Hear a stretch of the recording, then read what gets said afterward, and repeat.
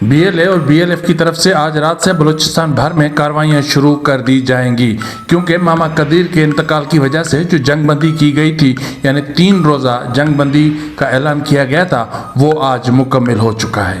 اس کے علاوہ آج کے ولاگ میں کچھ اہم ترین ایشوز اور بھی ہیں۔ ایک اہم ایشو یہ ہے کہ بلوچ خواتین کی جبری گمشدگیوں کے حوالے سے جو ریاست نے فیصلہ کیا ہے یا ان کی گمشدگی کا شکار بنانے کا جو فیصلہ کیا ہے، وہ فیصلہ کیوں کیا ہے؟ کیا اس قدم سے ریاست نے جو اہداف فکس کر رکھے ہیں، کیا وہ اہداف حاصل کر سکتی ہے؟ اس کے علاوہ BYC کی اسیر قیادت کی رہائی کے حوالے سے بھی ریاست نے پالیسی میں لچک پیدا نہ کرتے ہوئے رہنماؤں کی رہائی کے حوالے سے ایک بہت بڑا فیصلہ کیا ہے۔ وہ فیصلہ کیا ہے؟ کیا بلوچستان ہائی کورٹ ضمانت منظور کر سکتی ہے یا ہائی کورٹ کا فیصلہ بھی ریاستی پالیسی پر منحصر ہے؟ اس پر بھی ہم بات کریں گے۔ اور 2 ایشوز اور ہیں کہ کوئٹہ بلدیاتی انتخابات ملتوی کر دیے گئے کوئٹہ میں۔ اب بلوچستان حکومت کوئٹہ میں بلدیاتی انتخابات کرانے کے حوالے سے سیکیورٹی فراہم کرنے سے قاصر ہے یا پھر ناکام ہو چکی ہے۔ بلدیاتی انتخابات ملتوی کرنے میں آئینی عدالت نے بلوچستان حکومت کی سہولت کاری کی ہے۔ یہ جو انتخابات ملتوی ہوئے ہیں، یہ ایک اہم ایشو ہے، اس پر بھی ہم بات کریں گے۔ اور رواں سال اصل میں ریاستی اداروں، سیکیورٹی فورسز اور سرکاری تنصیبات پر اصل میں جو حملے ہوئے وہ کتنے حملے ہوئے ہیں اور حملوں کی تعداد کو کیوں چھپایا جا رہا ہے۔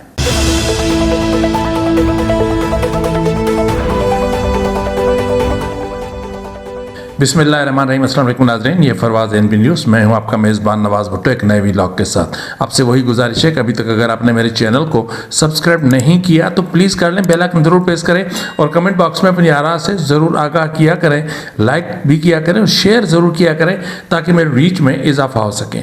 آج کے ولاگ کے اہم ترین پورشن میں voice for Baloch missing persons کے چیئرمین نصر اللہ بلوچ کے مطابق نامعلوم افراد نے جو 16 سال سے کیمپ قائم کر رکھا ہے اپنا voice for Baloch missing persons نے، اس کی چھت پر نصب جو ٹاٹ کو پھاڑ دیا گیا ہے، جبکہ کیمپ کو کور کرنے والا سائڈ سے جو کنات لگی ہوئی تھی اس کو بھی پھاڑ دیا ہے، کیونکہ ماما قدیر کے انتقال کی وجہ سے 3 روزہ جو ہے وہ اپنا 3 روز کے لیے کیمپ کو ملتوی کر دیا گیا تھا۔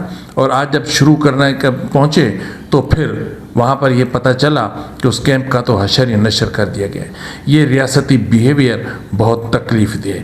اس کے علاوہ ریاست کا ایک اور ریاست نہیں بلکہ بلوچستان حکومت جہالت بلوچستان حکومت کی کہ اورماڑہ میں بلوچی زبان کے شاعر گلزمین مبارک قاضی کی یوم پیدائش پر منعقد تقریب کے حوالے سے انتظامیہ نے پاکستان کے عسکری حکام کے ایما پر ایک جاری کردہ نوٹیفیکیشن منسوخ کر دیا ہے۔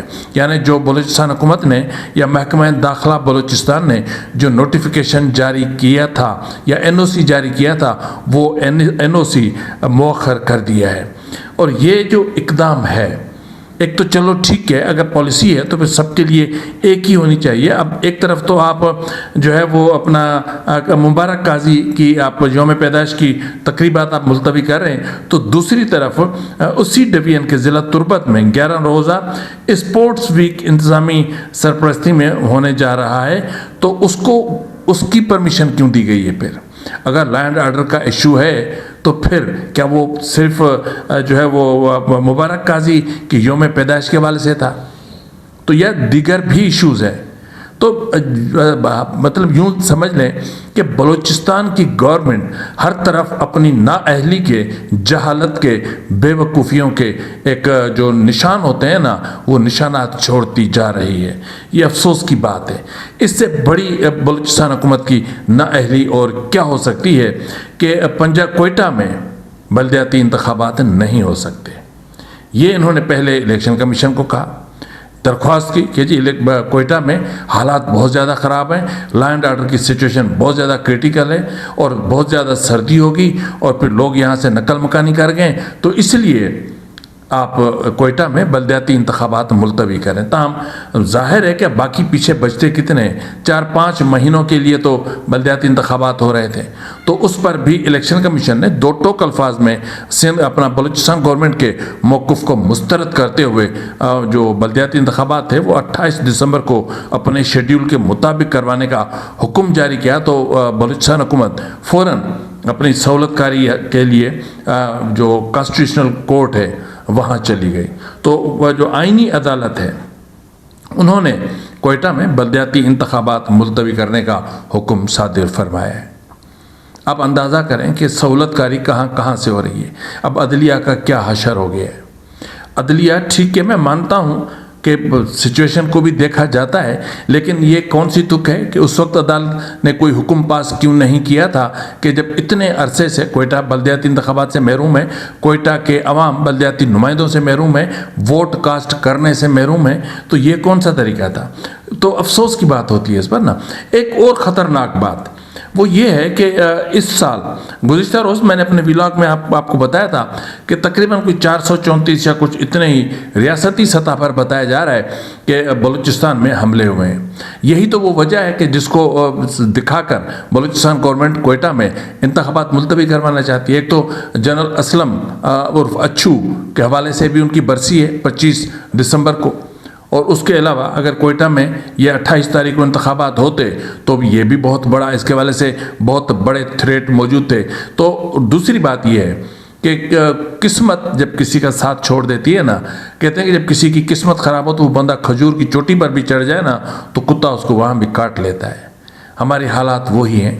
ہماری حالت یہ ہے کہ کل ہم نے اعلان کیا تھا کہ $5 ارب لیبیا جو ہے وہ ان کے ساتھ دفاعی معاہدہ ہوا، اور پتہ چلا کہ جو لیبیا کی جو اپنا کمانڈ تھی وہ پوری کی پوری ایئر کریش میں مر گئی، یعنی وہ معاہدہ بھی ختم ہو گیا۔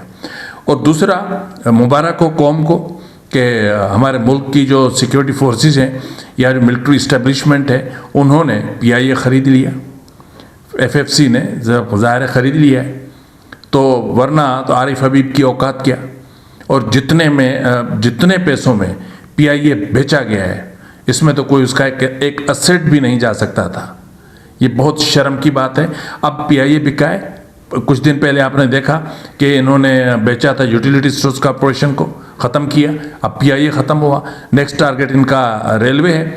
میں چاہتا ہوں کہ عدلیہ کو بھی پرائیویٹ کر دیا جائے، کر دو پرائیویٹ، پورا سسٹم ختم کر دو، جتنے بھی وزارتیں ہیں نا ان سب کو پرائیویٹ کر دو، ہر کوئی اپنا پرائیویٹ وزیر لے کر آئے اور پھر ملک کو اسی طرح چلاؤ۔ تو بات جس طرح کر رہا تھا کہ اصل حملے ہوئے کتنے ہیں، کیونکہ بیسک بات آ رہی ہے سرمایہ کاری کے حوالے سے، ریکارڈنگ کے حوالے سے اور دوسرے حوالے سے۔ تو بھائی بلوچستان میں جو حملے ہوئے ہیں نا ان کی اصل تعداد ہے 1296۔ جی جو حکومت دعویٰ کر رہی ہے وہ 50% سے بھی کم ہے۔ 1296 حملے میں، جس کے نتیجے میں ہزاروں افراد کی جانیں گئی ہیں۔ اصل ڈیٹا بھی آئے گا، جب وہ آئے گا تو میں آپ کو ضرور بتاؤں گا۔ تو اس طرح سچویشن جو ہے وہ بہت زیادہ کرٹیکل ہوتی جا رہی ہے۔ تو BLA نے اور BLF نے جو فیصلہ کیا ہے اس کے حوالے سے بھی میں آپ کو بتاتا ہوں، لیکن اس وقت جو اہم ترین معاملہ ہمارے سامنے ہے وہ ہے جو ہے وہ اپنا بلوچ خواتین کی جبری گمشدگیوں کے حوالے سے۔ لیکن اس سے پہلے میں آپ کو بتاتا چلوں کہ ریاست نے BYC کی اسیر قیادت کی رہائی کے حوالے سے ایک واضح طور پر ریاست نے اپنی پالیسی میں لچک پیدا کرنے سے انکار کر دیا ہے۔ ریاست نے واضح طور پر کہا ہے، یا جو ریاستی تھنک ٹینک ہے بلوچستان کے حوالے سے، انہوں نے دو ٹوک الفاظ میں اس چیز کو اپوز کیا ہے کہ BYC کی اسیر قیادت کو کوئی رہائی یا کسی طرف سے بھی کوئی ریلیف نہیں ملنا چاہیے، ریلیف ان کو نہیں دینا چاہیے، ان کو جیلوں میں بند رکھنا ہے، تب تک بند رکھنا ہے جب تک یہ ڈیل سائن نہیں کرتے۔ یہی کنڈیشن آپ دیکھ رہے ہوں گے کہ عمران خان کے لیے بھی ہے کہ اگر جب تک عمران خان انکنڈیشنلی آپ معافی نہیں مانگتا تو تب تک عمران خان کے لیے کوئی معافی نہیں ہے۔ تو یہی فیصلہ BYC کی اسیر قیادت کے حوالے سے بھی ہوا ہے کہ وہ جب تک ڈیل نہیں لیتے، جب تک سیاست سے کنارہ کشی اختیار نہیں کرتے، تب تک ان بلوچ خواتین کو، بالخصوص خواتین کو رہا نہیں کرنا ہے۔ بات چل رہی ہے نا کہ بلوچستان ہائی کورٹ نے جو ہے وہ ضمانتوں پر آرگیومنٹس مکمل ہونے پر فیصلہ محفوظ کر لیا ہے۔ تو میں آپ کو بتاتا چلوں کہ ہائی کورٹ کا فیصلہ بھی ریاستی پالیسی پر منحصر ہوتا ہے۔ اب اگر ریاست نے یہ پالیسی بنا لی ہے کہ BYC کی اسیر قیادت کو باہر نہیں آنے دینا تو پھر باہر نہیں آنے دینا۔ اب اگر لاہور بلوچستان ہائی کورٹ ایسا فیصلہ سناتی بھی ہے تو اس سے پہلے انہیں جیل میں بند رکھنے کے انتظامات کیے جائیں گے، دیگر FIR سامنے لائی جائیں گی، ان میں ان کی گرفتاری دکھائی جائے گی اور پھر چلے گا ریمانڈ کا سلسلہ۔ تو بہرحال یہ طے ہے کہ BYC کی اسیر قیادت کو رہائی نہیں دینی ہے۔ تو اسی طرح ایک اور جو ایشو ہوا ہے وہ بہت خطرناک ہے، وہ یہ ہے کہ بلوچ خواتین کو جبری گمشدگی کا شکار بنانا ہے۔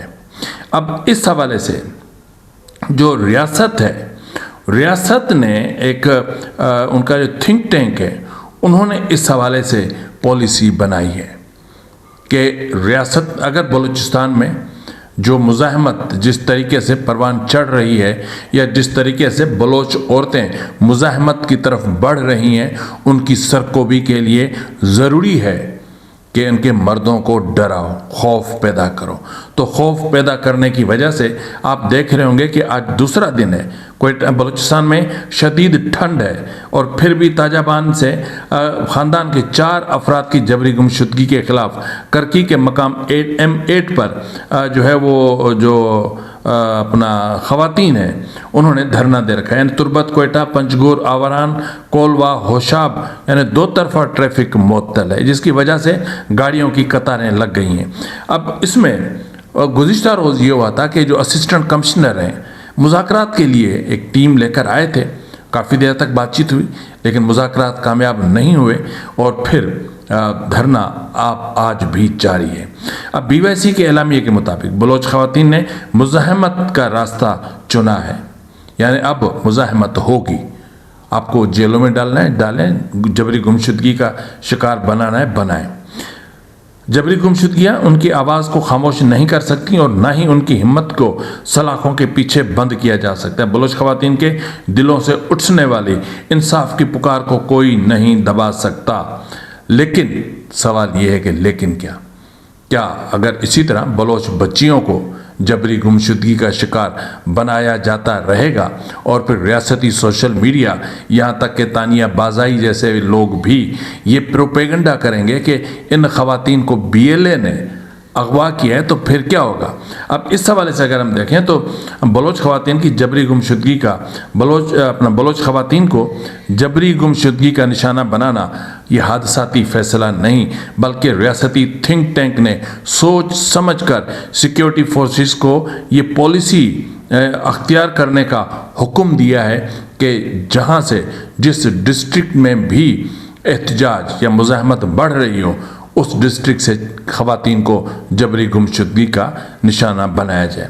یہ فیصلہ بلوچ مزاحمت کو کچلنے کے آخری حربے کے طور پر جو استعمال کیا گیا۔ BYC کی خواتین کو 3 MPO اور پھر جیل بھیجنے کے بعد بلوچستان میں چھائی خاموشی کے تناظر میں اختیار کرنے کا فیصلہ کیا گیا۔